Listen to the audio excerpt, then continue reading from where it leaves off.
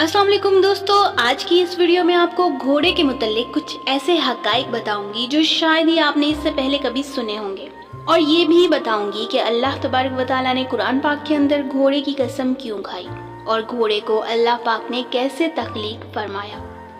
और एक ऐसा घोड़ा जो उड़ने की सलाहियत रखता है, तारीख के बेमिसाल घोड़े जो कभी हज़रत सुलेमान अलैहिस्सलाम के लश्कर की जान हुआ करते थे, लेकिन हज़रत सुलेमान अलैहिस्सलाम ने उन घोड़ों के पंख क्यों कटवा दिए।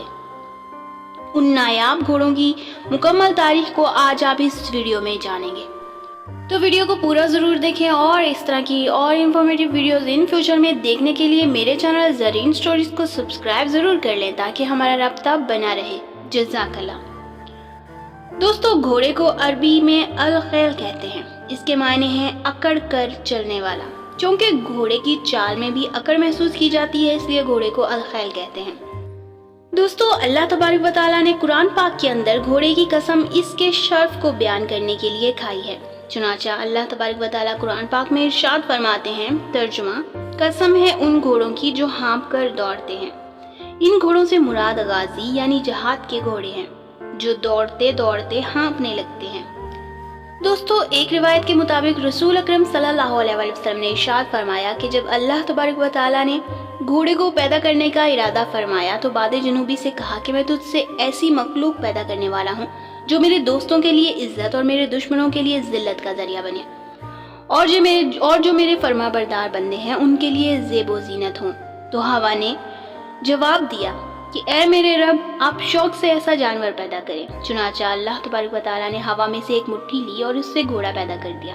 और अल्लाह तबारक व तआला ने घोड़े से फरमाया कि मैंने तुझको अरबी और नस्ल पैदा किया और खैर को तेरी पेशानी के बालों में गिरा देकर बांध दिया।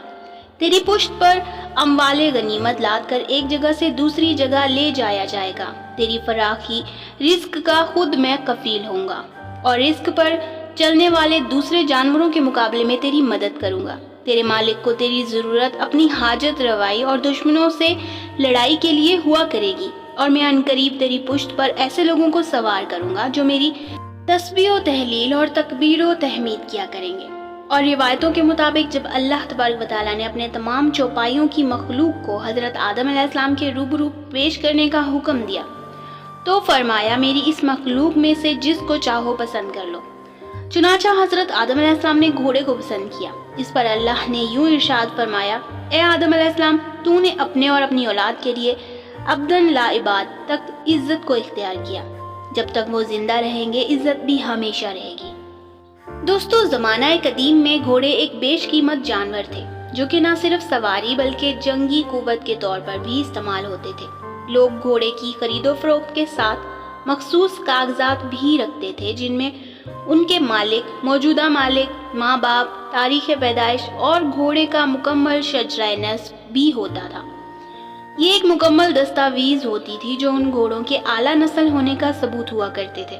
मुख्तसर ये कि घोड़ों की तरबियत और उनके नस्ल के मुताबिक मालूमात कदीम ज़माने में एक फ़न और काबिलियत मानी जाती थी।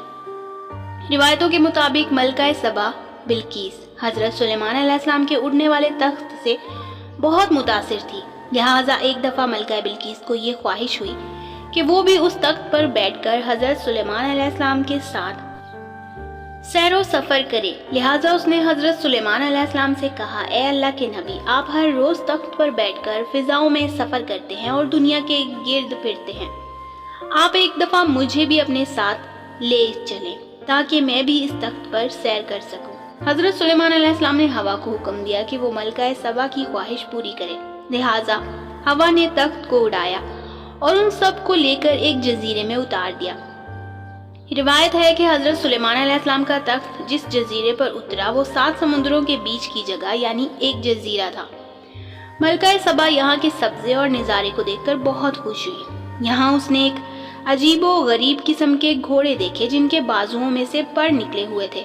उन घोड़ों ने जब अनजान लोगों को देखा तो घबराकर परिंदों की तरह परवास कर गए और नजरों से ओझल हो गए। ये घोड़े हज़रत सुलेमान अलैहिस्सलाम को बहुत पसंद आए, लेकिन अब वो उनकी दस्तरस से निकल चुके थे। लिहाजा जब हज़रत सुलेमान अलैहिस्सलाम वहाँ से महल आए तो उन्होंने जिन्नात को हुक्म दिया कि उन घोड़ों को ढूंढ कर लाएं।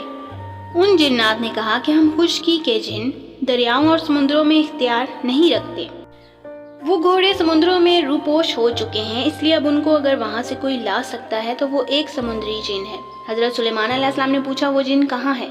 तो उन्होंने जवाब दिया, उस जिन ने आपकी इताअत से इनकार कर दिया है और वो आपसे बागी होकर समुद्र की तह में छुप गया है। हज़रत सुलेमान अलैहिस्सलाम ने उस जिन को पकड़कर लाने का हुक्म दिया। लिहाजा आप अलैहिस्सलाम के गुलाम जिन्नात ने समुद्रों के पास जाकर आवाज़ लगाई, ए जिन, तू जिस बादशाह के डर से छुपा है उसका इंतकाल हो गया है, लिहाजा अब तू बाहर आ जा, क्योंकि अब तमाम जिन आज़ाद हो चुके हैं।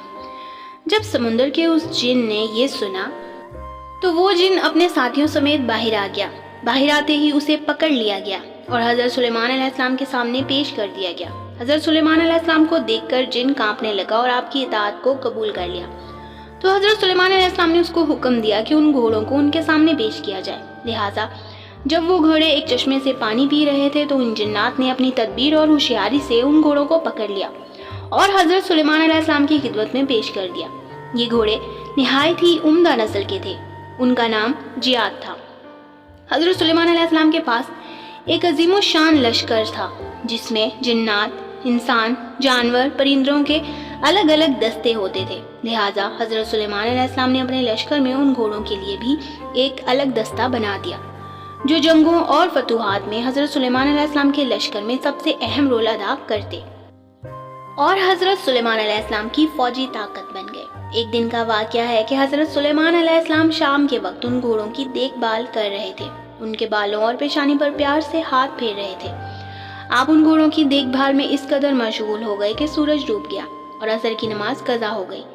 चुनांचे जब आपने नज़र उठाई तो वो घोड़े निगाह से ओझल हो चुके थे। उस वक्त हज़रत जिब्राइल अलैहिस्सलाम नाजिल हुए और हज़रत सुलेमान अलैहिस्सलाम को खबरदार किया कि ऐ सुलेमान, तुम दुनिया के माल की कीमत में इतने मशगूल और गिरफ्तार हुए कि नमाज असर भी अदा ना कर सके। अल्लाह को तुम्हारी ये मशगूलियत पसंद नहीं आई। हज़रत सुलेमान अलैहिस्सलाम ने गिड़गिड़ा कर अल्लाह के दरबार में तौबा इस्तग़फ़ार किया और सजदे में गिरकर देर तक रोते रहे। हज़रत सुलेमान अलैहिस्सलाम ने फरमाया, मेरे रब की इबादत से इस चीज़ ने मुझे इस कदर गाफिल कर दिया, मैं ऐसी चीज़ ही नहीं रखूँगा। हज़रत सुलेमान अलैहिस्सलाम को इतना दुख हुआ कि आपने उन घोड़ों को पेश करने का हुक्म दिया और फिर उनके परों को कटवा दिया। लिहाजा उन आला नस्ल जियाद घोड़ों के पर काट दिए गए और फिर आज तक उनके पर दोबारा ना निकले। इसके बाद दोबारा कभी इस दुनिया में उड़ने वाले घोड़े नहीं देखे गए। अल्लाह ने हज़रत सुलेमान अलैहिस्सलाम की तौबा कबूल फरमाई। बाज़ लोग उन घोड़ों को एक आम अरबी नस्ल के घोड़े ही करार देते हैं और उड़ने वाले घोड़ों को महज किस्से कहानियों की बातें मानते हैं, जबकि अहादीस में इस बात के वाज़िह दलाइल मिलते हैं। रिवायतों के मुताबिक हज़रत सुलेमान अलैहिस्सलाम ने जब उन घोड़ों के पर काट दिए तो फिर कभी उनके पर नहीं आए, जबकि उनकी नस्ल बरकरार रही। इमाम आली मुकाम हुसैन इब्ने अली का घोड़ा जुलजिना भी उन्हीं घोड़ों की नस्ल से ताल्लुक़ रखता था और जुलजिना का शजरा नस्ब हज़रत सुलेमान अलैहिस्सलाम के घोड़े से जा मिलता है।